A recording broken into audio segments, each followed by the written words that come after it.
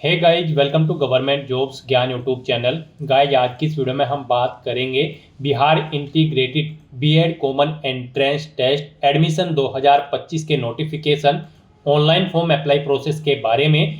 जी हाँ दोस्तों, बाबा साहेब भीमराव अंबेडकर बिहार यूनिवर्सिटी ने यहाँ पर Bihar integrated BEd common entrance test 2025 में एडमिशन करने के लिए नोटिफिकेशन रिलीज कर दिया है।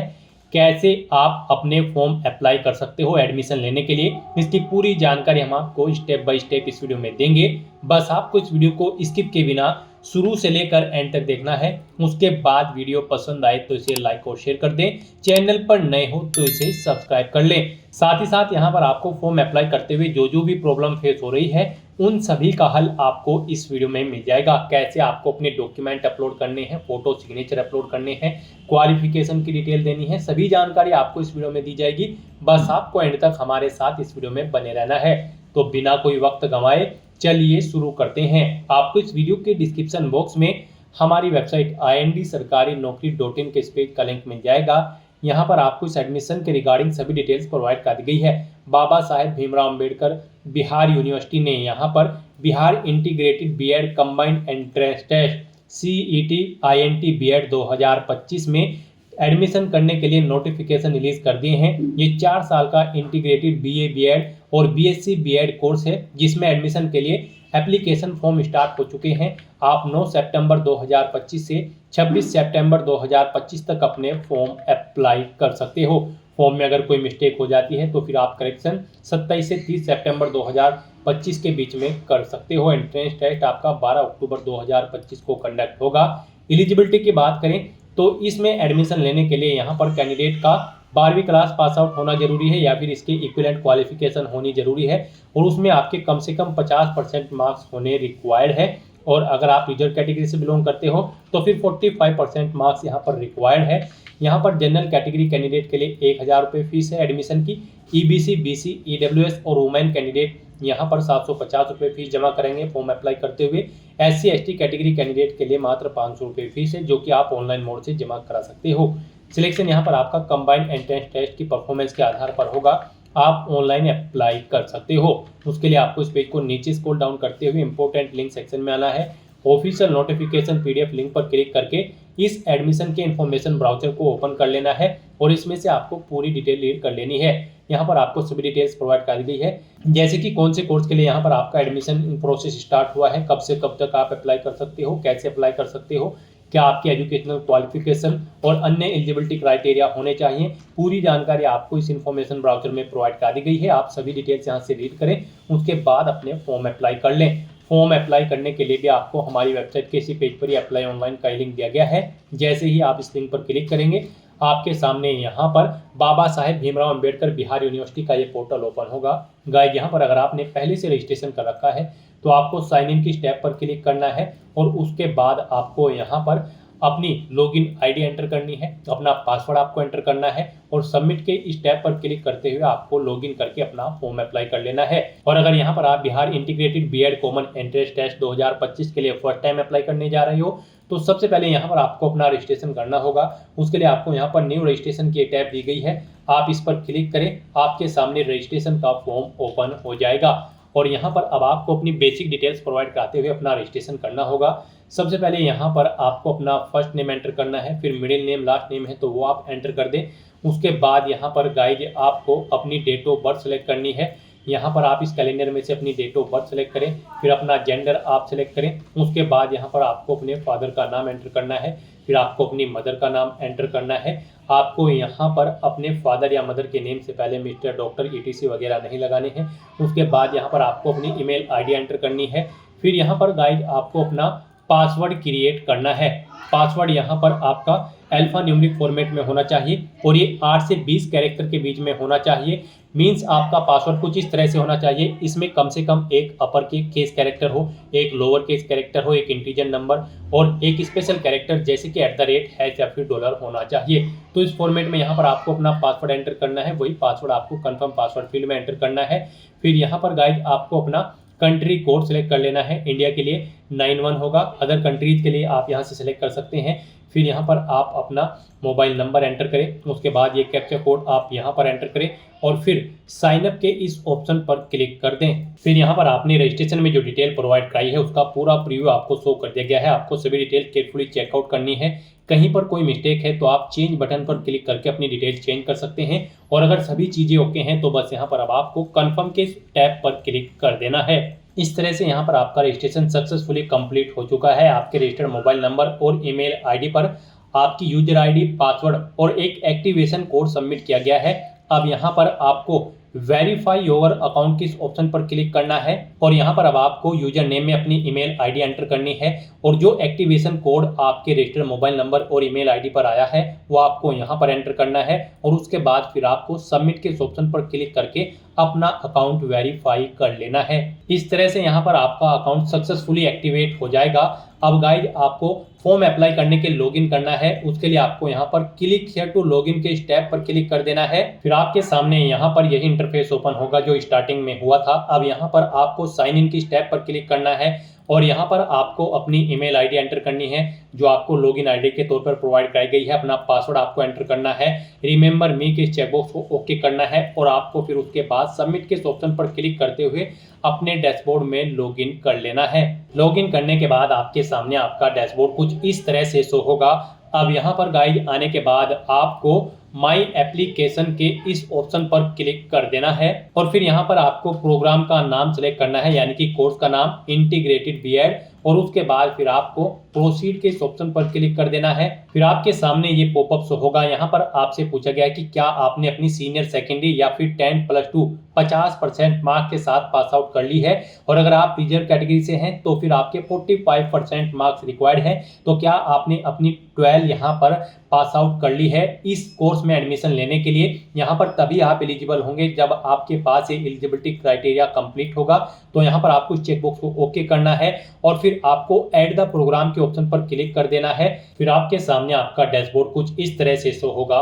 गाइड यहाँ पर अब आपको इन 6 स्टेप को कंप्लीट करते हुए अपना फॉर्म अप्लाई करना है। पहले आपको अपनी एप्लीकेंट डिटेल देनी है, फिर फोटो और सिग्नेचर अपलोड करने हैं, उसके बाद एजुकेशनल क्वालिफिकेशन डिटेल देनी है, फिर आपको अपने डॉक्यूमेंट अपलोड करने हैं, एग्जामिनेशन सेंटर सेलेक्ट करने हैं, फॉर्म का प्रीव्यू चेकआउट करते हुए फीस पेमेंट करते हुए अपना फॉर्म सबमिट कर देना है। तो यहाँ पर अब आपको अपना फॉर्म अप्लाई करने के लिए सबसे पहले एप्लीकेंट डिटेल के इस लिंक पर क्लिक करना है। अब यहाँ पर आपको अपनी पर्सनल डिटेल देनी है। गाइड यहाँ पर आपको कुछ चीज़ें आपकी ऑटोमेटिकली फिर मिलेगी जो आपने यहाँ पर रजिस्ट्रेशन टाइम पे प्रोवाइड कराई थी, जैसे कि आपका नाम, आपके फादर का नाम, आपकी मदर का नाम और बस यहाँ पर अब आपको अपना नाम हिंदी में टाइप करना है। यहाँ पर अपना नाम हिंदी में टाइप करने के लिए आपको सिंपली जो भी आपका नाम है वो यहाँ पर आपको लिखना है। जैसे कि अमित आपका नाम है तो आपको AMIT लिखना है। ऑटोमेटिकली यहाँ पर आपका नाम हिंदी में टाइप हो जाएगा। उसके बाद गाइड यहाँ पर आपको अपना स्टेट डोमिसाइल सेलेक्ट कर लेना है। आप बिहार स्टेट से बिलोंग करते हैं या फिर किसी अन्य स्टेट से, आप अपने अकॉर्डिंग ऑप्शन सेलेक्ट करें। फिर यहाँ पर आपको अपनी नेशनलिटी सेलेक्ट कर लेनी है, अपनी कैटेगरी आपको सेलेक्ट करनी है। उसके बाद यहाँ पर आपसे पूछा है कि क्या आप दिव्यांग कैंडिडेट हैं, अगर हैं तो आप येस करेंगे और फिर उसकी डिटेल देंगे, नहीं है तो आप नो ऑप्शन सेलेक्ट करेंगे। फिर यहाँ पर आपसे पूछा गया कि क्या आप EX सर्विसमैन फैमिली से बिलोंग करते हैं, अगर करते हैं तो येस करेंगे और फिर यहाँ पर आप बताएंगे कि आप उनके सन हैं या फिर अनमैरिड डॉटर है या फिर विडो है, आप अपने अकॉर्डिंग ऑप्शन सेलेक्ट करें और अगर नहीं है तो आप नो ऑप्शन सेलेक्ट करेंगे। फिर आपसे पूछा गया कि क्या आप माइनॉरिटी कम्युनिटी से बिलोंग करते हैं, अगर करते हैं तो यस करेंगे, अपनी माइनॉरिटी कम्युनिटी सेलेक्ट करेंगे, नहीं करते हैं तो नो ऑप्शन सेलेक्ट करेंगे। फिर यहाँ पर आपको अपना आइडेंटिफिकेशन प्रूफ सेलेक्ट करना है, कोई भी, जैसे कि passport, PAN card, voter ID, Aadhaar या फिर ड्राइविंग लाइसेंस, आप अपने अकॉर्डिंग ऑप्शन सेलेक्ट करें, उसका नंबर यहाँ पर आप दें। फिर आपको यहाँ पर अपना परमानेंट एड्रेस एंटर करना है।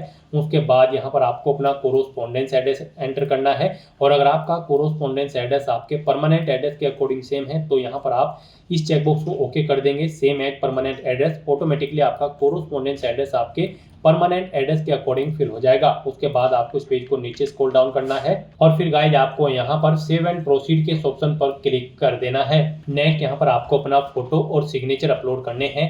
यहाँ पर आपका जो फोटो होगा उसका साइज 4.5 सेंटीमीटर इंटू 3.5 सेंटीमीटर होना चाहिए और ये जेपीजी या फिर जेपीईजी फॉर्मेट में होना चाहिए। यहाँ पर 100 केबी से कम आपके फोटो की फाइल का साइज होना चाहिए और सिग्नेचर भी आपके 100 केबी से कम होने चाहिए, जेपीजी या फिर जेपीईजी फॉर्मेट में होने चाहिए। तो यहाँ पर आपको अपना फोटो और सिग्नेचर अपलोड करने के लिए चूज फाइल के ऑप्शन पर क्लिक करना है, फाइल को सेलेक्ट कर लेना है और उसके बाद आपको यहाँ पर अपलोड फोटो और अपलोड सिग्नेचर के ऑप्शन पर क्लिक करके अपना फोटो और सिग्नेचर अपलोड कर देने हैं और उसके बाद फिर गाइस यहाँ पर आपको सेव एंड प्रोसीड के इस ऑप्शन पर क्लिक कर देना है। नेक्स्ट यहाँ पर आपको अपनी क्वालिफिकेशन की डिटेल देनी है। इस कोर्स में एडमिशन लेने के लिए आपका 12वीं क्लास पास आउट होना जरूरी है या फिर इसके इक्विवेलेंट क्वालिफिकेशन आपकी होनी जरूरी है और उसमें आपके 50% मार्क्स होने जरूरी है और अगर आप इधर कैटेगरी से बिलोंग करते हैं तो फिर आपके 45% मार्क्स रिक्वायर्ड है। तो यहाँ पर अब आपको अपनी क्वालिफिकेशन की डिटेल देनी है।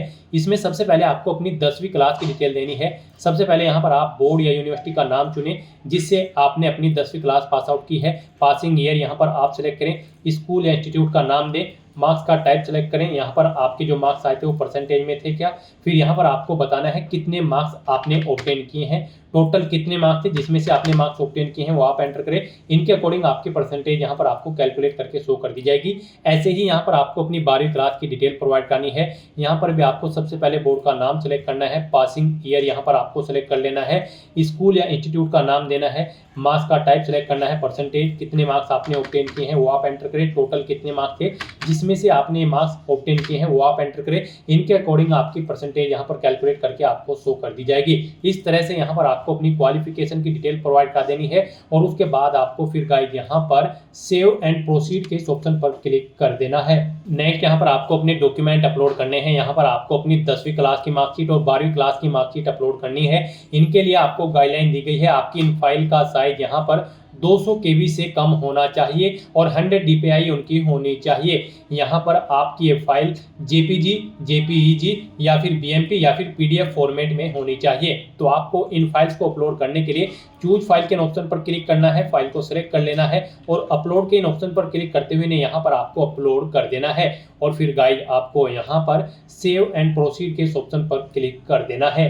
नेक्स्ट यहाँ पर आपको अपनी एग्जामिनेशन सेंटर सेलेक्ट करने हैं। यहाँ पर आप अपना एग्जामिनेशन सेंटर सेलेक्ट करें, उसके बाद सेव एंड कंटिन्यू के इस ऑप्शन पर क्लिक करें। फिर यहाँ पर आपको आपके एप्लीकेशन फॉर्म का पूरा प्रीव्यू शो कर दिया गया है। आपको सभी डिटेल्स केयरफुली चेकआउट करनी है, पेज को नीचे स्क्रॉल डाउन करना है, आई कंफर्म द अबव के चेकबॉक्स को ओके करना है। कहीं पर कोई मिस्टेक है तो आप गो बैक बटन पर क्लिक करके एडिट कर सकते हैं और अगर सभी चीजें ओके हैं तो बस यहाँ पर अब आपको कंफर्म एंड सबमिट के इस ऑप्शन पर क्लिक कर देना है और उसके बाद फिर आपको प्रोसीड टू पेमेंट के इस टैब पर क्लिक करना है और अपना फीस पेमेंट करना है। गाइस यहाँ पर जनरल कैटेगरी कैंडिडेट को 1000 रुपये फीस जमा करानी है, ईबीसी, बीसी, ईडब्ल्यूएस और वुमेन कैंडिडेट को 750 रुपये, SC ST कैटेगरी कैंडिडेट को 500 रुपये फीस के रूप में जमा कराने होंगे जो कि आप ऑनलाइन मोड से जमा करा सकते हो।